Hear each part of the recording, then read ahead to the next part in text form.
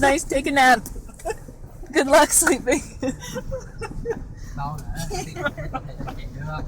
Sử dụng kiến Quang thức. lên hồi sổ hồi ra. Ngư được không? Ngư được không? Họ sửa hỏi ra. It's okay with the jackhammer. Họ là sẽ That was it. Looks like too cool.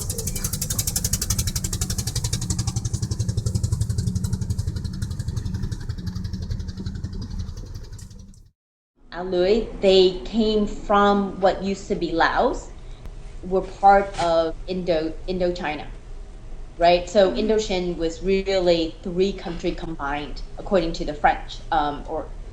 So from that standpoint, these ethnic minority groups saw themselves from this one mishmash place. Now they're on the Vietnam side because of war, right? Because of war and the bombing, etc. They moved from Laos through the caves and into the Vietnam land.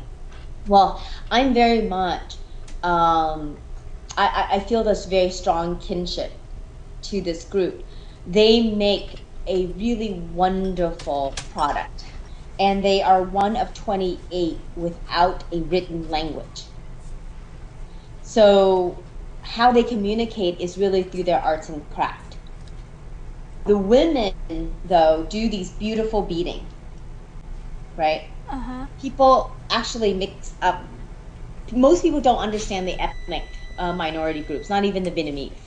That's because there's not a lot of history written about them, and there's not a lot of interest in them. But I find it absolutely fascinating.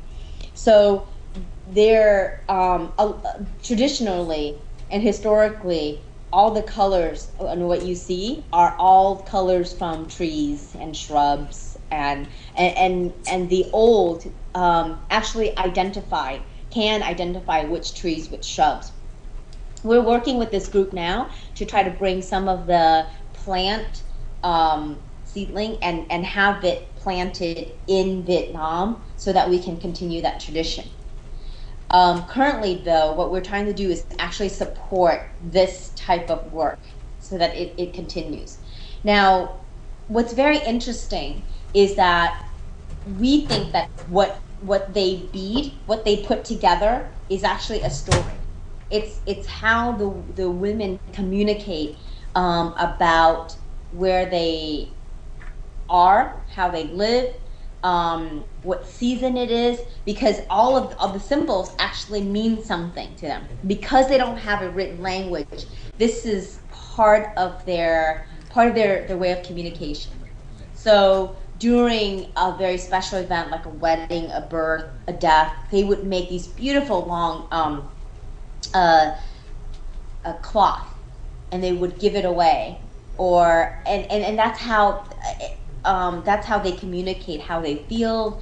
That's how they communicate who gives what, simply by reading into their beading. The problem is that I think, given the break in history, right, like their history is probably much longer than the Vietnam history, given that they're indigenous, and given that at one point they were all over Laos and Vietnam. They're right at the border, in fact.